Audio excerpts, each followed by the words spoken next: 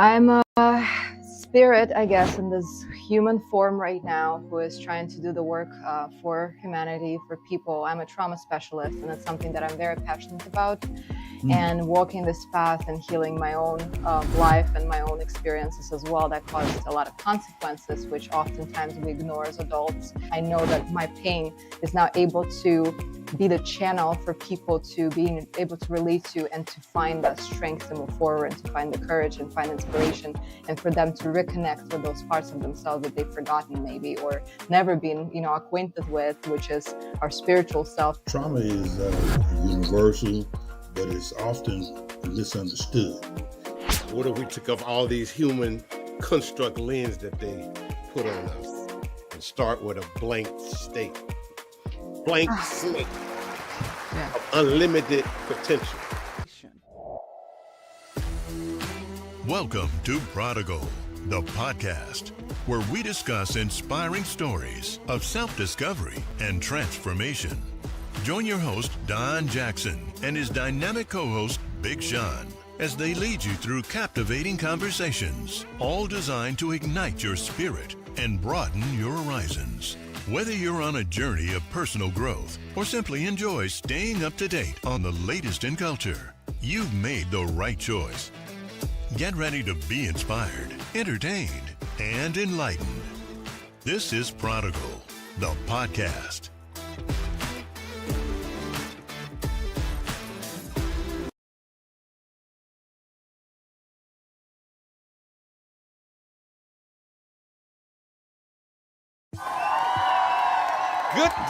Good day, and welcome back to another episode of Prodigal The Podcast. Hi, I am your host, Don Jackson, and it's so glad to have you guys with us today. Also joining me, as you always know, my prolific co-host, Big Sean.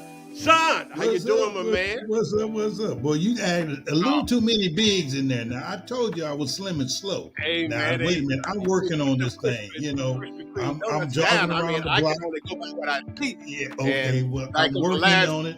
Okay. Weeks is like Big right. Sean, you know? Right. So you're saying I'm filling up the whole screen over here. Well, that's a damn shame. Boy, Christians will so do you bad.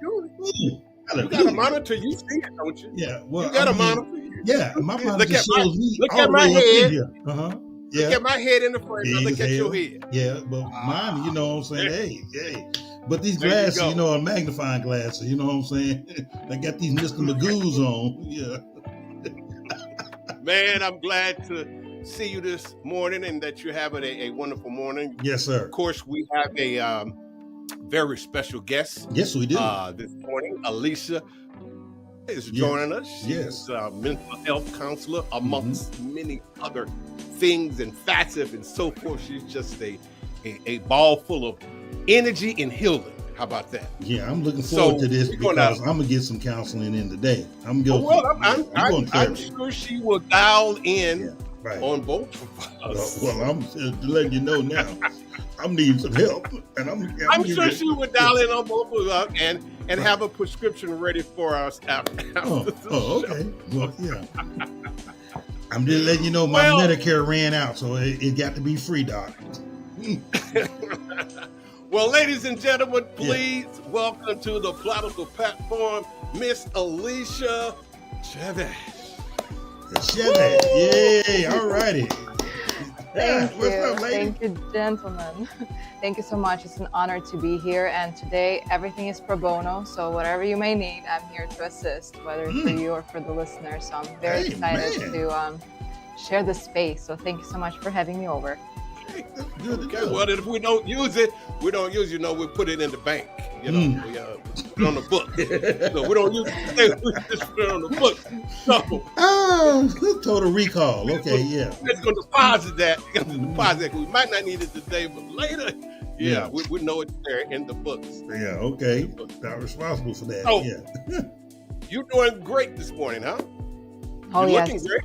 Thank you so much. You gentlemen look amazing too, and it's a beautiful morning and it's an exciting time, and I'm very honored to be sharing some of the things that I know, and if anything will help the listeners too, that's a big honor for me as well. Yeah. Okay.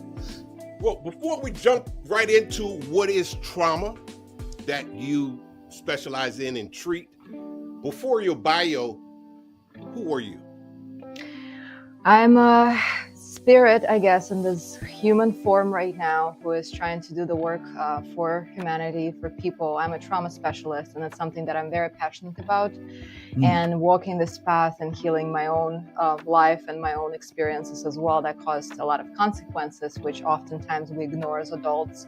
And I feel like understanding more about trauma and gaining better perspective on the strategies that can be useful on how the trauma is encoded, just getting more awareness on that. And that's what my journey is about, is being there for people when it's rough, when they're in pain, and also seeing their transformation. There's nothing more rewarding for me than, being a part of that. So working with trauma is something that I passionately love, and combining a lot of different practices in order to help a variety of people, because one size doesn't fit all, and we need to gain the tools that can be helpful for us specifically.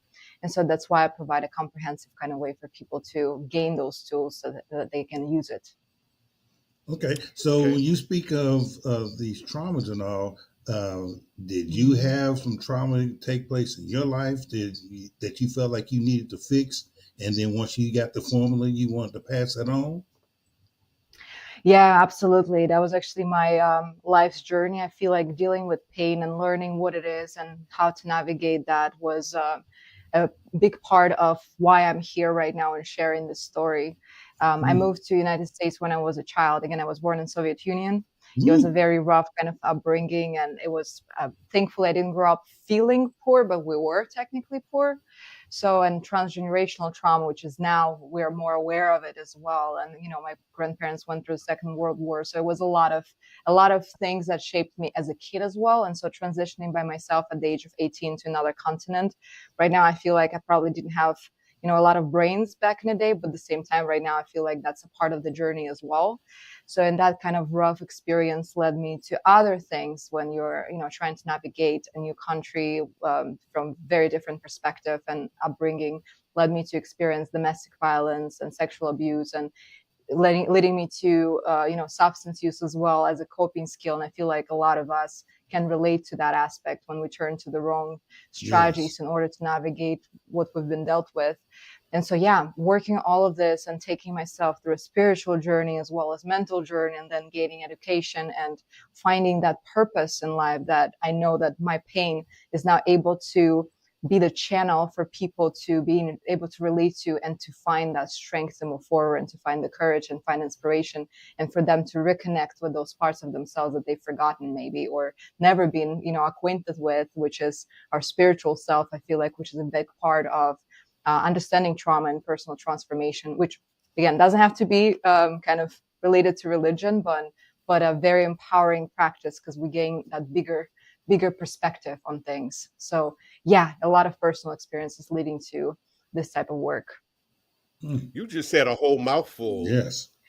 That just happened to you personally. And it just rolled off your tongue so fluently. Sexual abuse, physical abuse, unpack. Hold up. Bless your heart. Yeah. It was many years ago, and navigating that was rough. But also, I know that a lot of people, unfortunately, a lot of women. I think the rate right now, statistics from like 10 years ago, was 1 out of 5 women dealing with that. So it's a lot of women who had to endure something similar, and navigating that can be a rough experience, and how it affects us, and that's how trauma naturally stored in our physiology, and it's not just mental. And so understanding that what kind of those experiences can create for our physique, right, is a big part of it too. What led to your traumas? I mean, that's a lot. Was that by one individual, several individuals, over a period of time? That was a lot to deal with.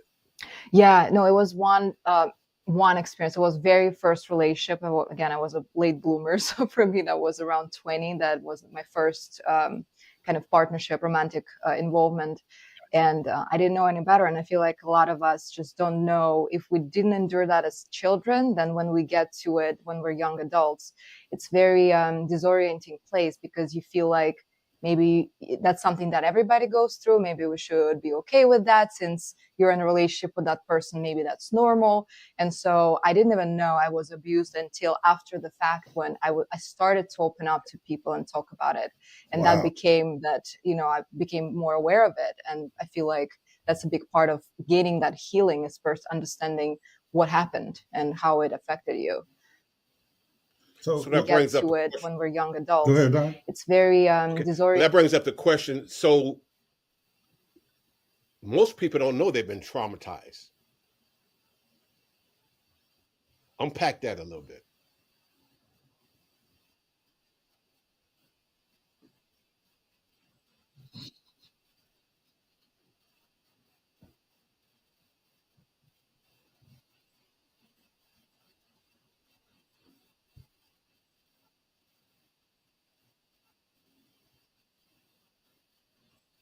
Of life right now that is impacted? Is it that I'm functioning everywhere to my full potential?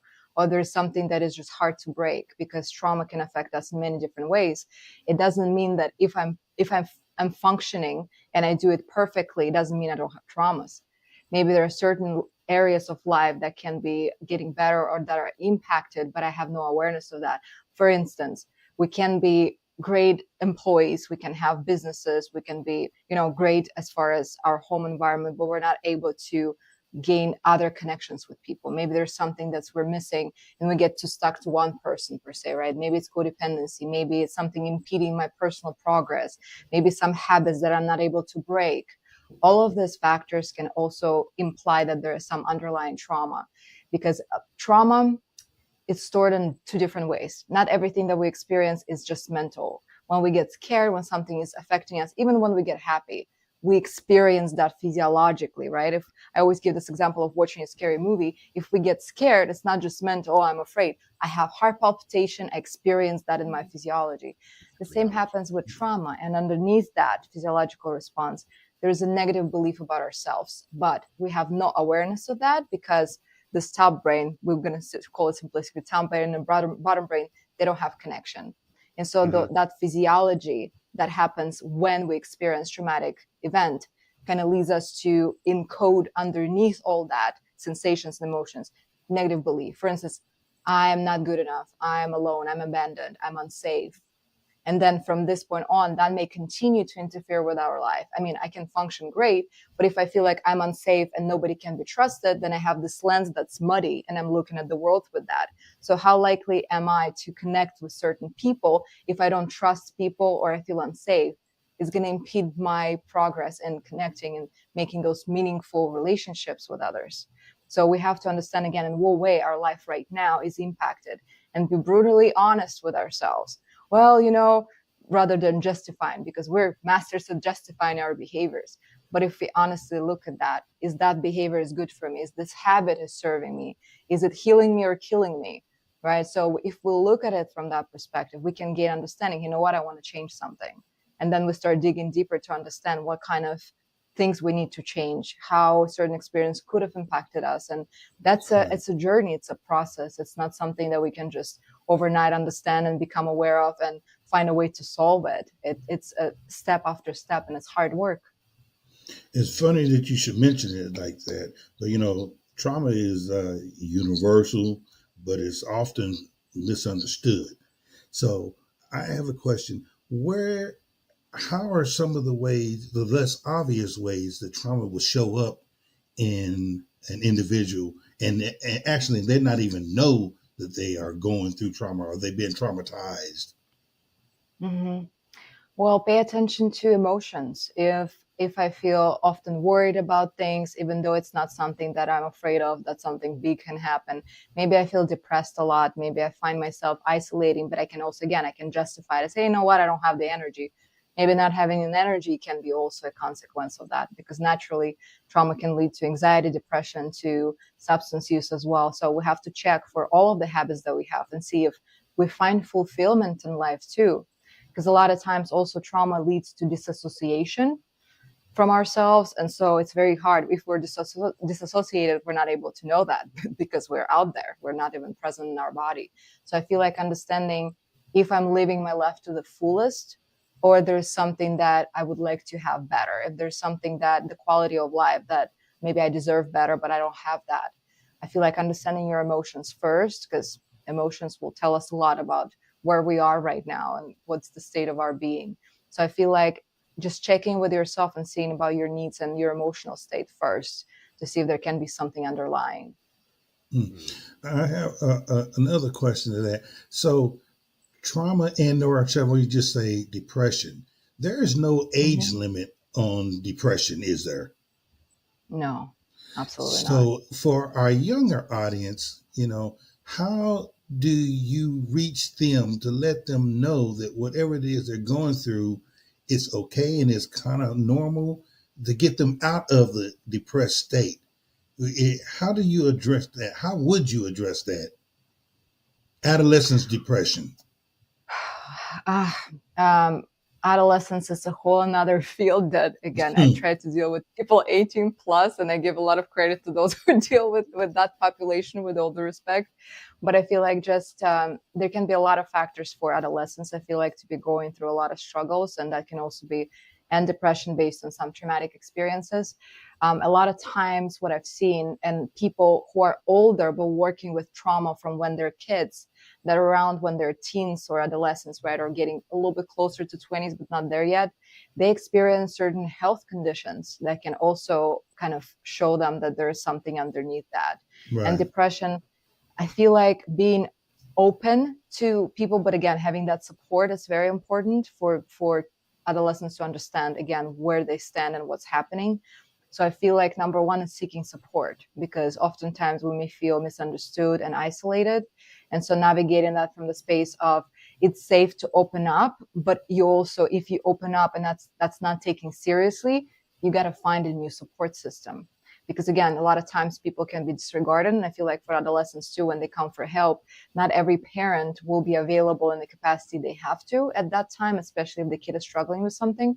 So I feel like finding first supports of older, not the same age group, but maybe older people that can maybe give them some, advice that will be helpful. Maybe it's a teacher, right? Maybe it's, again, your parents starting first. I hope that people would have this rapport with their parents, but finding support system first to share what's going on so that they're not alone in this, because it can be, they don't have the prefrontal lobe yet developed.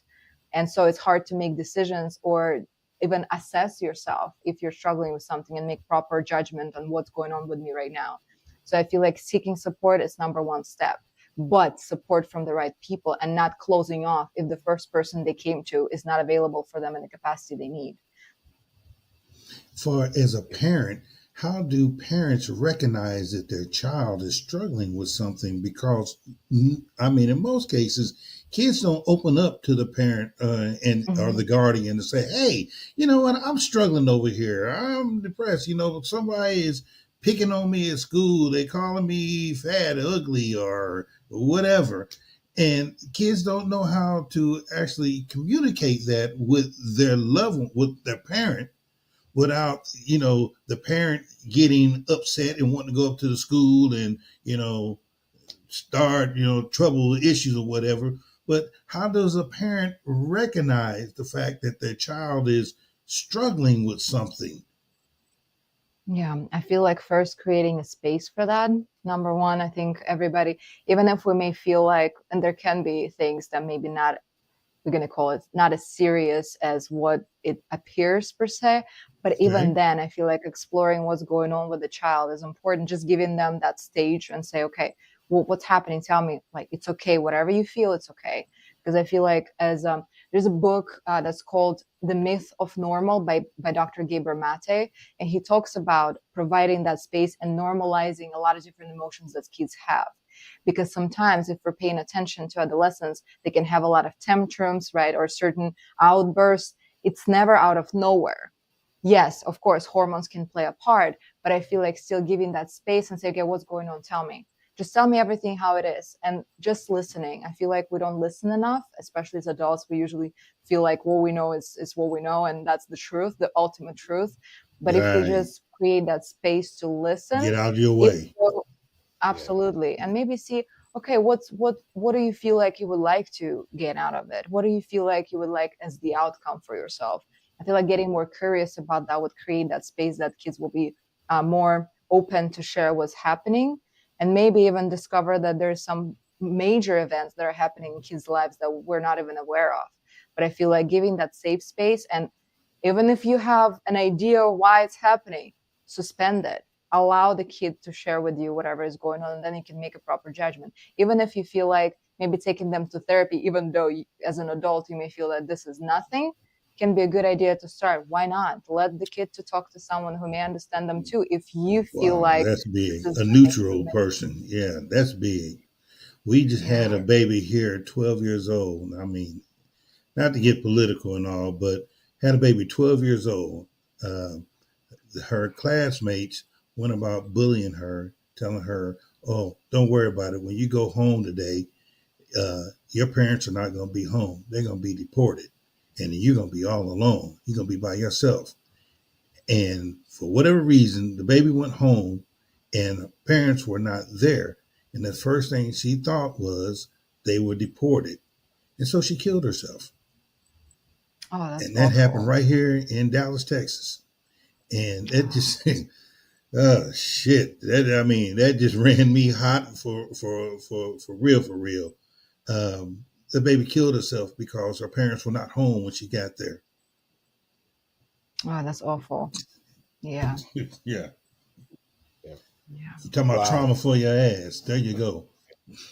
That is Yeah. trauma. Yeah. Trauma. No, that's rough. I feel like it's again, politically, I know there's a lot going on working with clients too, and I feel like that's why it's so important to have that connection with your child. I know it's not easy when kids are teenagers. I get that part, but I feel like there's still a way to create that environment where you will be having more connection with the kid rather than the kid being influenced at school, and the kid having more of an understanding of their own identity and their family, and having a plan for any type of situations, especially if we're considering cultural influences in here in the situation in the country as well. I feel like it's good to create that bond and having better communication. I've actually seen some of my clients who have kids and how they navigate it. It's just beautiful when they have this rapport. But it's like it's complete transparency and openness, and there's no judgment with that. And that's what provides the kid to be able to open up, because they know that no matter what they tell you, it's going to be accepted and it's going to be listened to, and it's not going to be disregarded. And when that happens, even if it's not true, even if the kid has like fantasies or something like that, give them the space, let them talk about it. I feel like it's important to listen. And as adults, unfortunately, we not always have time. Again, we're not here to blame parents or judge them, right? But it's like becoming better in navigating that, and maybe again investing in this relationship as much as we invest in our jobs, as much as we invest in our taking care of our well-being. I feel like creating space for relationships, no matter whether it's a parent, child, or friendly or family related, I feel like it's very important to have that space and time and energy invested in it. That will create this certainty. Yeah. That's awesome. Now, speaking of tools, there's a lot of magical healing tools that you use. And kind of go down the line and see which one prescribed to what and to whom. Yes. As working with CBT, EMDR, ACT, and DMT, and many more. Wait a minute, what do all those things mean? What is CBT and EMDR and ACT? You have trauma. Based on what that trauma is, there are different methods of healing. Okay. And these are some of the methods that she has in her toolbox. Oh. Based on how, and I'll let her say how, what she described to what and how she determines that. Boy, I thought you done came up with something. You done read something somewhere. I was like, boy, this boy done turned into a therapist on our ass. I read the letters behind her name. Oh, okay. Well, I was like, boy, I thought I was woo. I mean, there we go. We going viral, y'all. Yeah, so is it okay to call you Doc? No, I mean, I don't have that advanced degree. Even though some That's clients okay. do that to me, and I'm like, I'm not it, but it's an honor to be called that for fun, Yeah, not I mean, for you speech. healing people, so you have a prescription pad. She's a Uh, miss. no, only mental one, only the mental That's one. all it No, no, needs. the actual. Yes. Well, there's a lot of ways, and again, because trauma is like a multifaceted thing, and I feel like when we're going to mental health, we expect that will cure everything, or Yeah, just like when we're going to the doctor, it's going to be they give us that pill and we're going to feel fine, or if we go for meditation or church or whatever other ways to kind of target our spirituality, that will be solving a lot of things. But we're one human, right? We're one system, and so everything works together. And understanding that how our mind operates, how it affects our emotions, how trauma is stored, how do we function, right? What are our ways to in operating in the world in general, and examining that and learning how to heal every step of the way, every area that we may have in the system. So CBT, cognitive behavioral therapy, basically exploring the beliefs that we have, because our beliefs are something that we all have different ones, right? And if we're let's say outside and there's me and let's say a homeless person, and we're in the same time and space, but we have completely different realities. So understanding that we all live in different realities, none of us live in the same world. It's a completely different places for all of us. We function in different realms. I feel like that's the first step in exploring how are those beliefs are healthy or unhealthy. Because a lot of times we get that from when we're born, right? We accumulate a lot of things and we store that within. And then based on those beliefs, that's the thoughts that we experience. So our thoughts will always reflect the beliefs about life. Let's say again, if I feel like the world is an awful place because I lived in a bad family, I had a bad upbringing and it was very abusive, then I will feel like, okay, my belief is I'm unsafe, it's not good, people can't be trusted. So then I'm looking at the world from the same thing, right? All of my thoughts are like, I'm not sure if I want to talk to that person. I'm not sure if I want to attend this activity. I'm not sure if I want to take this on. If I was made to believe that I'm not enough or not, I'm stupid or whatever the negative beliefs we can have, then I'm not going to be trying to excel or get the job that I feel like I can take on, even though, I feel like I have the skills, but something is off. I'm not sure I'm going to get it. Right. So a lot of ways our beliefs are affecting how we are. And so learning to navigate our mind and becoming more aware of it, because naturally in our life, the only thing we will have control over is our thoughts. Nothing else we have control over, even though humans, we plan in advance, we have this trajectory of how my life would be like. We really have, it's an elusive Question. control. Yeah. Question. You said the only thing we have control over are our thoughts. Mm-hmm. Is that how do we have control of our thoughts? We have control over the thoughts, the belief that we choose to believe the thoughts, but the thoughts come and go. Thoughts are something that based on our beliefs, because the thoughts are habitual in nature. And so our thoughts is something that's running on the background all the time. It's something that, again, we don't have control over it. And especially Correct. people who try to, we don't have it at the beginning, but then we can, again, dispute it. We can watch it. We can become an observer. We can question our thoughts too. Because a lot of times when I think a thought, so what's happening, why our thoughts are so prominent? When I have a thought, and we're talking about, we call it cognitive triangle. So we have everything, a situation happens from which we interpret it in a certain way, right? Let's say I'm losing my grandmother, and that grandmother for me was the world. I didn't have connection with my parents, and grandmother was everything. So if I feel like I'm losing the person who was everything and I will never have that connection, right? It's based on the belief that this grandmother is the most important person and I'm not going to be good without her. Then my thoughts after she passed, I don't know what I'm going to do. She was the only one who understood me. Then we go to feeling. How do I feel when I think those thoughts? I feel bad. I feel sad. I mean, and right, all of this negative emotions. And then from our feelings come behaviors. So what do I do when I feel like my life is over and I feel sad and I feel bad? I may not get out of bed. I may not study enough. I may not go and play with friends, just because my belief was that that person was everything. So understanding and trying to shift and change, exploring, is that the truth? Maybe it's hard, yes, but there are ways to navigate it. Okay, I have rapport with my mom, let's say, or with my parents, maybe with a friend group. Maybe I should go to therapy. Maybe I have to practice with grief.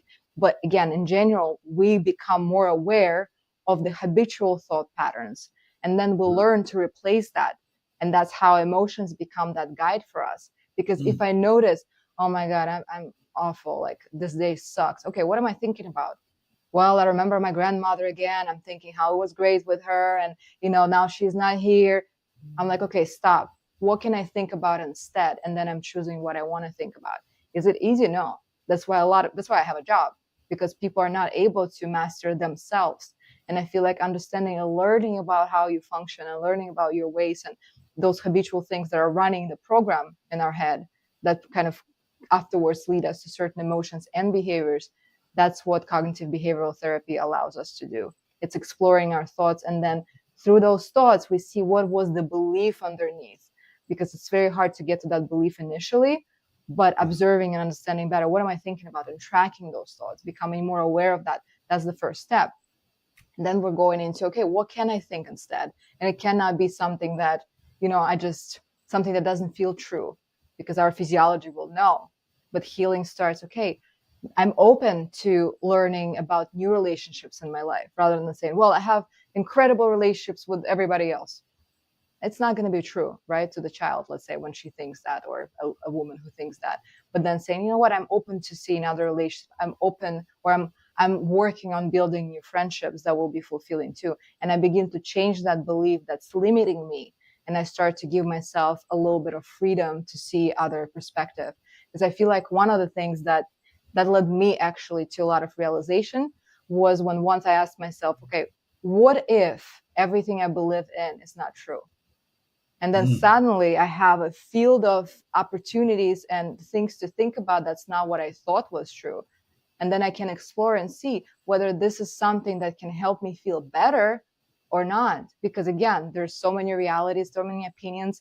We can choose if this is something that's weird. That's a weird thought, right? Because I have a different perspective on this.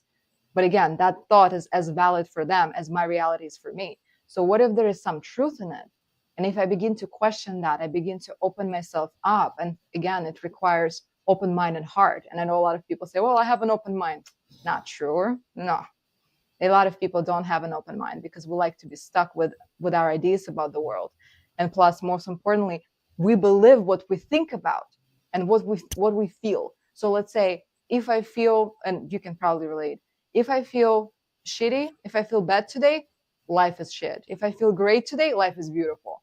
We always reflect to the world what we experience, and beginning to understand that my emotions are fleeting as well, and they come from my thoughts, what I'm thinking about.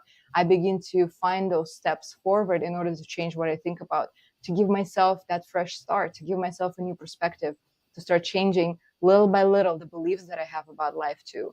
And it's a process. It's not easy. It requires a lot of work and a lot of letting go of those things that I used to know and thought was true.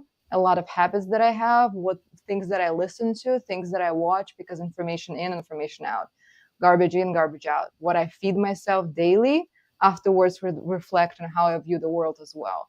So again, it's a very, there's a lot of steps in this. And I feel like, again, just not overwhelming yourself, but even giving yourself that perspective of like, what if there's something better that I can believe about myself? Or what if there's other truth about life that I didn't consider or didn't open myself to?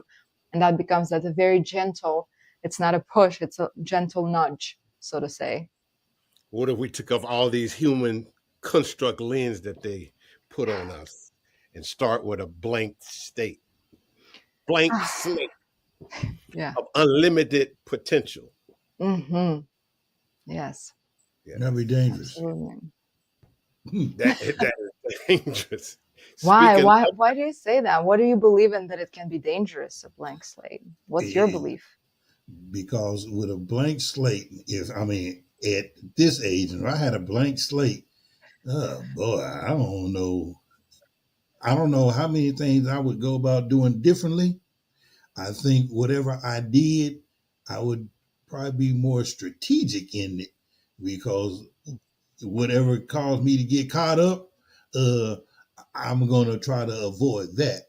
But, I don't know if everything, my personal belief, I don't know if everything that I've experienced in life that we consider to be trauma, now it was traumatic, though I feel that it was necessarily detrimental.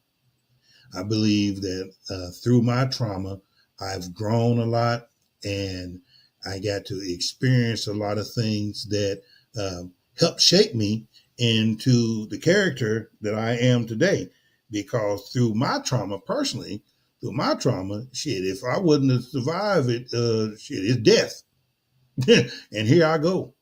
So, that's how I feel about it. Trauma is horrible. Yes, it is.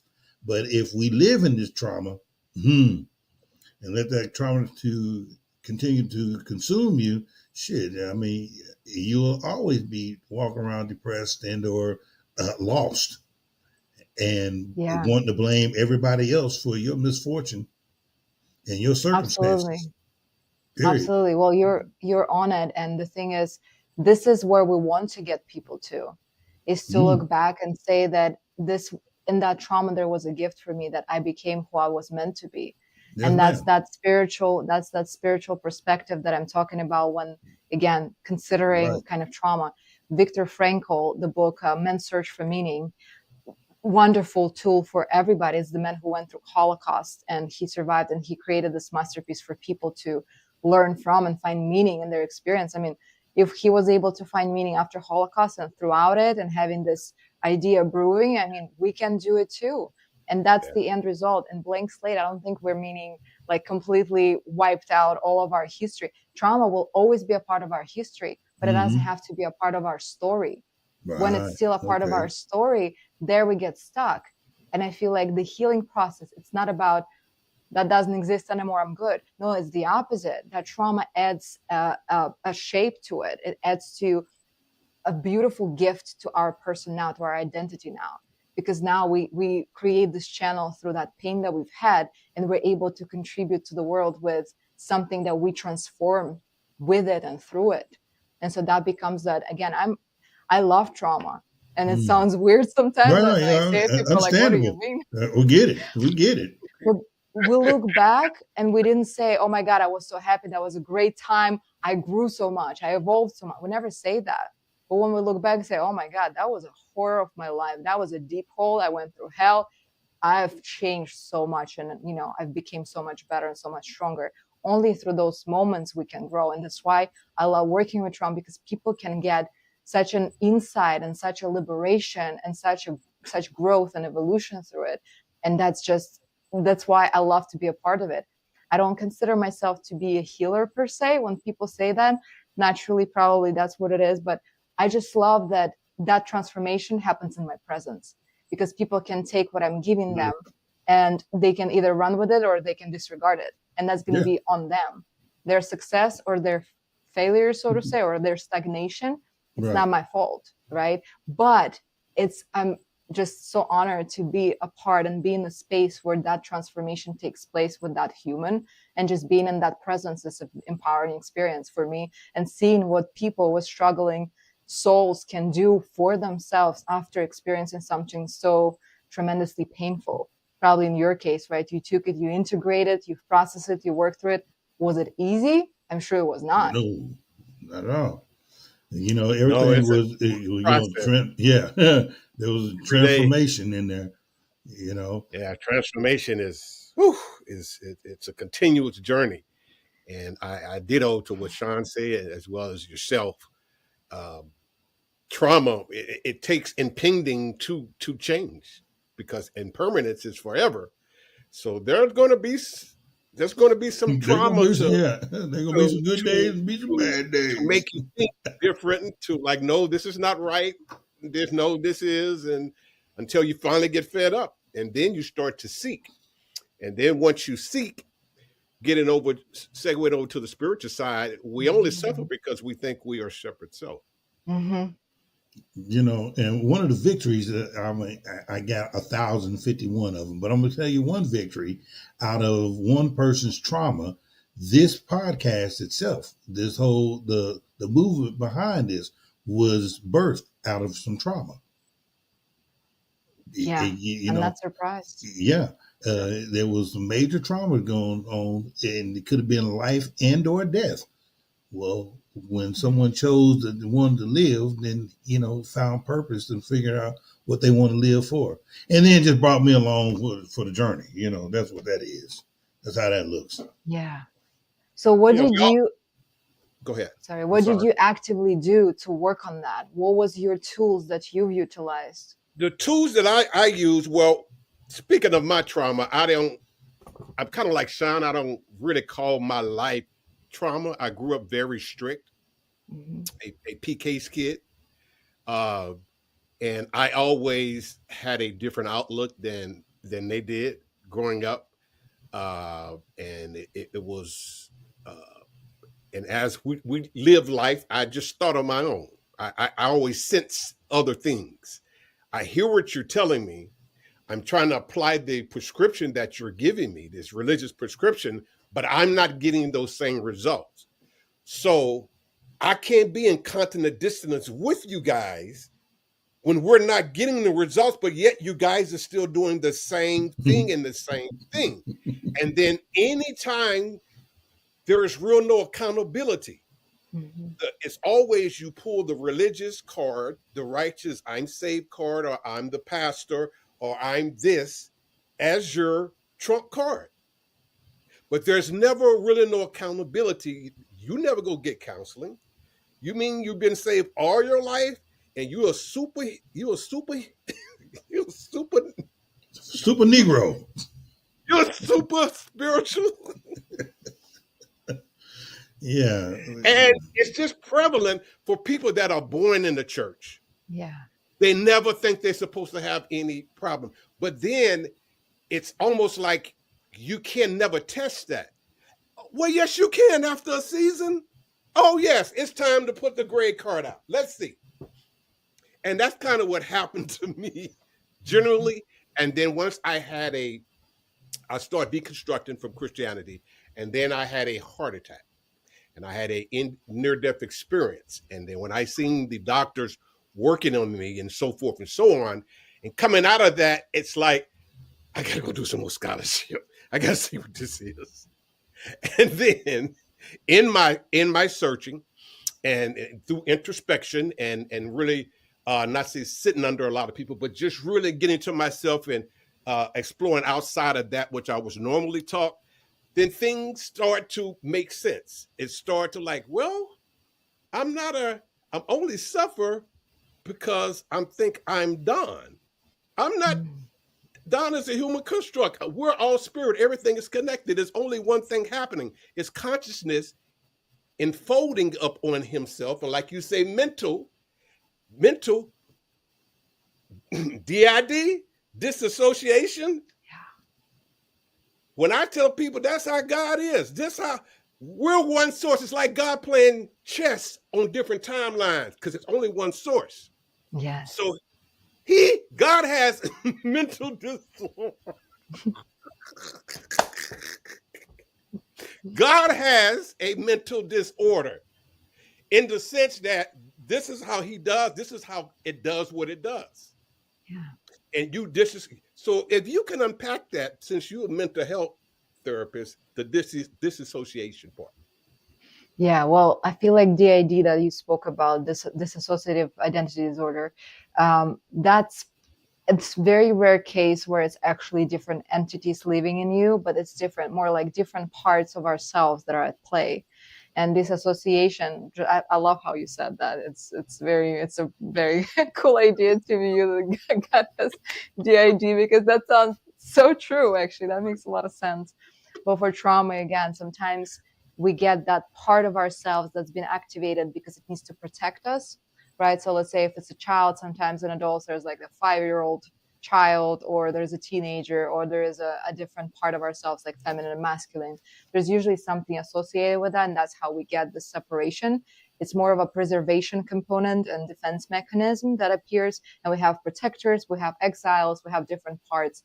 But we all have different parts. I mean, if we think about it, when people say, well, that's not who I am, but who are you? Because you're so different with your parents, you're different with your spouse, you're different with your friends, you're different coworkers. It's like you have so many faces. Which one is real you? You can't say that one is more true than the other. Well, not to cut you off, but it's when you really think about it, that's the only thing that can be happening. Because if it's only one thing happening, how do we function in all these alters? He has to dissociate himself. And that alter is that only alter, and that's on that timeline. In that timeline, when you're born, that alter is born based on wherever he was born, what his parents put into him, and so forth. And that's how this shit keep going. Consciousness keep unfolding on himself. I love it. Something like that. So the archetype. So if that's an archetype, that means it's happening. So above, so below. That's a so above, so below. So on some of your other healing, no,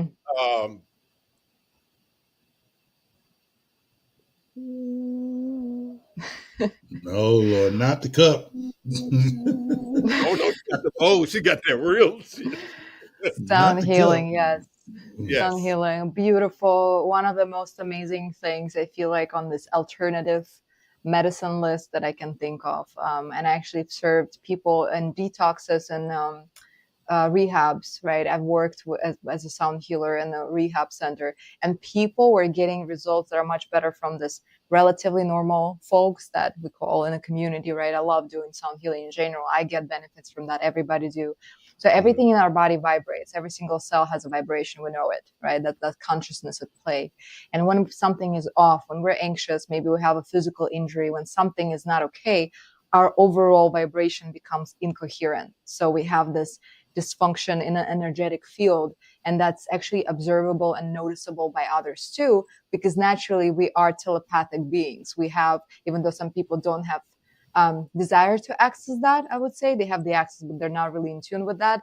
We can all develop that. We can practice that, and we can really work on having that. But some of the simple things of how it is already at play and it's already working is when we sense other people. Sometimes we see someone walking into the room and we don't know that person, but we can be immediately drawn to them, or the opposite, we can be repelled by them too. We all have probably those experiences when we sense into these energies.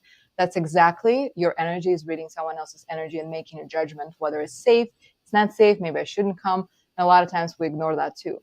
But coming back to sound healing, when this energy becomes incoherent, sound healing, it's the crystal bowls, they have Tibetan bowls, I have tubes, I have a lot of different instruments that I use, tuning forks, variety, right? Little bells and so on and so forth. If we do it in a closed room, the sound bounces off the walls and penetrates the body, shifting that energy, because again, that sound wave is the energy. It's shifting that. And when I've done it in the rehab, some people would be able to fall asleep when they haven't slept in days because of withdrawal symptoms. Some people will not have pains in their bodies anymore. Some people connect with their ancestors, and I'm sensitive. So when I'm sensing there is some presence in the room per se, when I'm doing that, and then the person, I sense where that presence is, and suddenly then that person saying, I had my grandmother here, or I had my, somebody who was like a stepmother to me, and they just described that, and I was like, okay, that makes sense now. But they experience it much deeper, and I feel like I have this theory that I don't have a support with or for, but when we're talking about folks that are relatively normal, like all of us primarily, then we have the different brain regions that are working, right? We have more capacity to rationalize things, to, make decisions. When the folks have the brain capacity a little different, when after substance use, sometimes certain parts, what they say in the field, right, is that their brains are impaired in certain areas, they're not working as much. But then maybe the other parts of it can be easier activated, and people have access to more of that energetic component and this extrasensory perceptions and abilities that they have. And so it's easier for them to tune into those energies that are not rational or mental, but sensing into it. Because I've seen tremendous results from that. And again, seeing people not having body aches or being able to sleep in the room. They're snoring. They were just saying how they can't sleep for days and it's been a struggle, and they're snoring in the middle of the session. I love it. It's like an extra healing tool, right? The sound of it. Are we talking about any psychedelics at all, or what? Not yet, no. That's just the sound healing. That's the sound. Oh, Lord. Moving from the sound healing, let's go into the DMT. Whew, she said, not yet. Yeah, and if you can elaborate, let's go into the psychedelics Well, ayahuasca. therapy, ayahuasca. Well, it's not really therapy. I don't perform that. I want to be clear because that's going to be illegal for me to do. But integrating Oh, people after their experiences, number one, again, I've been through it. Psychedelics in a way of ketamine assisted psychotherapy, that's a little different story. DMT is like that ayahuasca component. I know mushrooms. DMT. Yeah, DMT. That's what ayahuasca is kind of the component that the main component of it. For me, that served. I've been with this practice for many, many years. It started in 2017, and that gave me tremendous amount of healing of my own traumas, and that was a very powerful experience. I love this practice. It's the medicine for my soul. It's not for everybody, so I want to just be clear because that's not a solution to all the problems we have. It may be a solution for for you, but again, it doesn't have to be. But as an addition, if people are able to do that based on their medical history and recommendations, but their provider and anybody who worked with them, because there are some contraindications to that practice. But if that's something that people feel called to and they really have intention to heal and they really have a problem that they want to solve, this can be an incredible help to them to deal with that. Beautiful modality. Again, it served me. It's been a magical journey that helped me actually unfold my practices with sound healing, with everything. A lot of things that I currently do as a spiritual component of that came from that healing process for me too. So it's definitely, it's a beautiful, beautiful modality if anybody's interested, for sure, if they feel called to, but just knowing about contraindications will be definitely useful. So that particular modality, what is the actual benefit besides not besides killing the ego? I don't like the words of killing the ego because when people use that, no, but yeah, Linguistically speaking, I don't. Right. I really was looking for the right word to say. Right. Going like back straight to say- source, because basically you're Right. you're killing the personal self, where you're dissolving the personal self. Yeah, I like the word domesticating, like a wild horse. If you learn to domesticate your ego and help it work for you, that would be a useful thing, because we're ego until, I come back into the body, I am ego again. I Correct. cannot just be just spirit, because while we have this body, that's kind of, we're Correct. connected until the rest of our lives. It works on multiple brain regions. It allows us to go backwards in the memory and reprocess that. So we bring different perspective, as if we're talking about just scientific part of it. We have the visual cortex is activated, our memory component, hippocampus, is activated as well. We're able to reprocess the past just like we would after 10 years of therapy. So it allows us to reshape our understanding of it, just because we have that disassociation from the human self, and which means to the knowledge that we all have embedded in our cell, in our every cell. We have that wisdom within ourselves. But a lot of times, if people don't have time to practice other spiritual ways, prayer, meditation, any other kind of practices that they may have, we may have struggled to disconnect from the mind, and our minds are often restless. And how they say in South America, our minds are ill. Like, minds are ill because we're constantly influenced, especially in the US. We have so much noise, so much garbage that's all around us, and it's very hard to disassociate from that. So we're going to be exposed to that. So that allows us to step back and to reconnect with the wisdom we all have inside, and to find a solution without having a therapist. You are your own therapist in a way, but you're listening because your body is at complete peace at that time. You don't have access to that as we usually are. And that's, again, that sense of control that we have is like, no, I have to be in control. A lot of people are afraid of this part of it where they have to let go, but letting go is the only way that is. If we don't surrender, we're not going to hear the voice of wisdom, because the mind will always be at the steering wheel. So ayahuasca allows us to disconnect from that and tune into yourself and your innate wisdom that was always there. We just didn't have the time to listen. But that entry point, coming back to yourself after all that experience. Yeah. That's crazy, ain't it?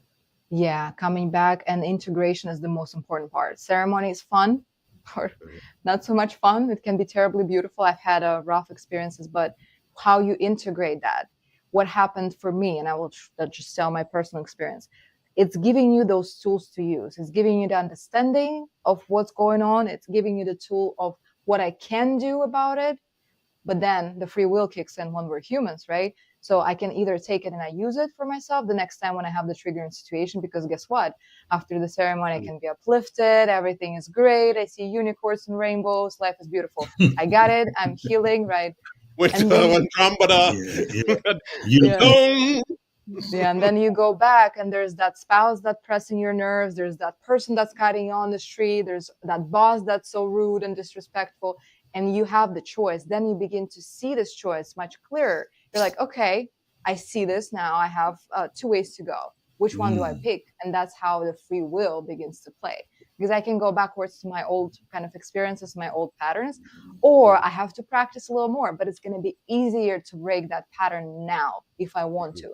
Not easy, but easier. And so this is where we have to exercise carefully the choices that we have, so that we can actually take ourselves into a more healing way, into, more goodness and feeling better.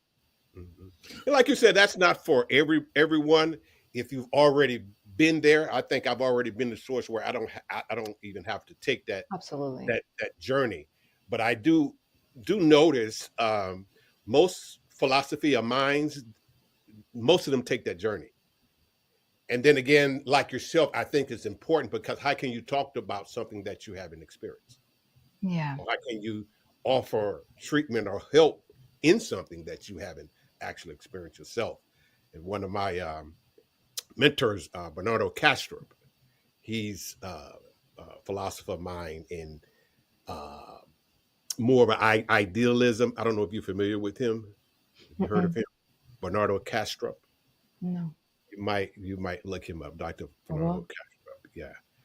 So, man, that is beautiful. You're very knowledgeable in so many areas, and especially when it comes to the holistic approach, and not just prescribing another pill, but really have some useful tools that are been around for ages. It's just that we don't tap into them because we were steered away from them for one reason or another. But it's coming to be more prevalent now. I know the hour is upon us, and it always happened like this when we have someone real interesting that is real knowledgeable. Me and Sean can just continue to eat your brain. We're having a course over here because you taste good. Brain is just so delicious.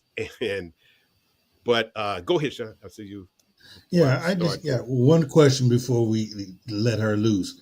I just like to know, give me one success story that keeps you driven to do what you have done or what you're doing.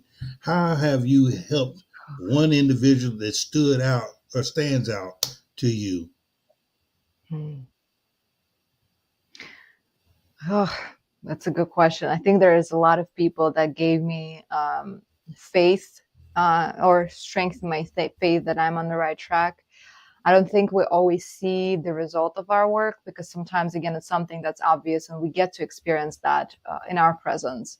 I have certain people that I work with now that did incredible work because they really took the time to apply everything they were learning in their own insights.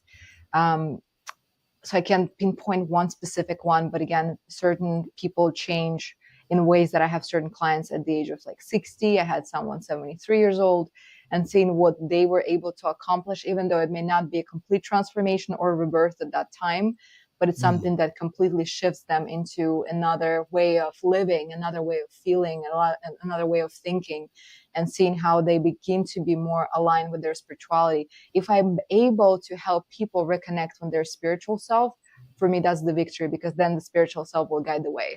They don't need me anymore, because they have the best guide they can ever imagine. They have themselves, their spiritual self. Right. And so if I'm to witness that they were able to oh my God, I've had this amazing experience, that's a victory for me. It's beautiful. You've got the sense of it, because I always talk about this difference between knowledge and a knowing, and just speaking about the Catholic Church per se, right? I know a lot of people who can cite a Bible, but they never experience God. So we can be hiding behind that all we want, but it's not about knowing about God, it's about knowing God. And once people are tuning into themselves to experience this higher self, they got to know God.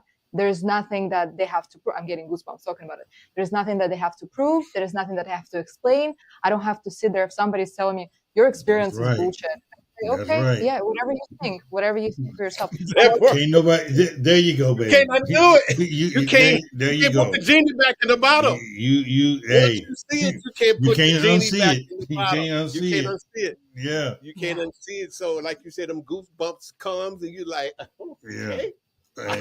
And you know what all you've been through and what you accomplished. That's why I'm telling you, you are a joy. You are truly a ray of light. And I can tell the things that you've gone through far as in trauma and, you know, your circumstances, they were real and they were real to you. And I know that you look at yourself every day in the mirror and say, girl, you made it. You made this shit happen. And that's some real stuff right there, baby girl. Awesome. Beautiful. Thank you. Ask you a couple of quick questions. Uh-oh. Then we're going to go. Put your seatbelt on, girlie. A spiritual tool or practice you can't live without. My devotional at night. Every single night I'm on my knees. It's for myself to connect with that part of myself that I don't see. That can include prayer, it's meditative practice, it's energy work, it's all together. So it's every night on my knees. A book that changed your life. So many. I would say Men's Search for Meaning for sure, and Spiritual Solution to Every Problem by Dr. Wayne Dyer. I like that. That was a good one. Mm-hmm. Let's see here. One word that defines your life purpose. Faith. I would say it's faith. Faith. Just having that belief, having faith is everything. Your message to the world in one sentence. Spend time with yourself to know yourself. Yeah, I think it's important. Yeah. Well, go ahead, Don. I'm sorry. No, go ahead before I wrap. I was just going to ask her, you know, where can people connect with her? Where can we all find you? Because that's important. We need to be able to do that. Yeah, so I have a website. It's www.since.life. I have Alisa_art as a Instagram, and Alisa Gracheva. If you Google me, probably you'll find me. Psychology Today has my info. That's how people can find me as a therapist. And again, my personal is Instagram and my website. And I offer a free consultation if anybody needs that, just to consult about what their needs are. If they need to connect and just talk about something, it's going to be free. Just reach out. Well, your calendar is full. Yes. Yeah. My Lord. Okay. What I'm going to do is give the mic to you, let you give your takeaway of what you want to leave with our audience. And if you can lead us into a 1-minute meditation out of that, and we'll do a wrap. Okay. All right. So for the audience, you can heal. It's possible. You just have to utilize all the resources you've got and have that desire, because without a desire and being ready to change, nothing is going to happen. So I feel like just having that courage to try different things, to experience that, to find what works for you. Because again, healing is an option and it's available. We just have to look for it. And a meditation part. Okay. Do you want to do it with me? Do you want me to guide Yes, it? we're with you. We're here with you. We're with you. You radiating. All right. We So hold hands, yeah. take in a comfortable position. I want you to close your eyes and just begin to tune inwards for a little bit of time, just taking a deep breath in and finding your presence, your essence, finding your groundedness in this time and space, in this moment. And now as you allow yourself to take that quick elevator down from your head into the heart space, and allow yourself to connect with that beautiful rhythm, with that beautiful song of your heart. If you feel drawn to put your hand on it, to connect with it a little more, please do so. Just allow yourself to sense into it, to ground into your heart space. And I invite you to bring something that you love unconditionally and something that unconditionally loves you. And I want you to put it into your mind's eye and into your heart space and truly experience that love. Taking a few deep breaths in and out, allow yourself to strengthen that connection to the image and the sensation of that love and the feeling of warmth and whatever that brings. Maybe there's tingling, maybe there is that beautiful, exhilarated feeling of warmth as well. Just sense into it. And as you continue to tune into that, allow yourself to take a deep breath into the heart, opening it up. And as you exhale, shift that energy everywhere within your body. Allow that wave to take place and to go to all of the parts that may be anxious, that may be tense, and allow this beautiful sensation of unconditional love and that presence, your energy, to radiate to every part of you. Take another deep inhale into the heart. And another, expand it even more within your body and outside of it, creating that beautiful sphere. And allow yourself to stay with that energy for a little bit more. Another deep inhale into the heart. And now send it to every part of your life. Feel that wave. Now you completed your quick healing process and allow yourself to just sense into this. You can now come back and open your eyes when you feel ready. Oh, yeah. Ladies and gentlemen, you've been listening to Prodigal The Podcast. I'm your host, Don Jackson, co-host Big Sean. And once again, thank you so much for joining us. Alicia, we have had a very tasty meal today. And I know you have set the tone for the rest of the day and the week for some. Once again, Amen. Thank you. Peace, power, and love. Thank you for tuning in to Prodigal, the podcast. We hope today's episode inspired you to embrace your own journey of self-discovery and transformation. Don't forget to follow us on social media and subscribe to the podcast so you never miss an episode. Join us again next time as we continue to explore the ever-evolving world of culture with your hosts, Don Jackson and Big Sean. Until then, keep discovering, keep transforming, and keep being the amazing person you are.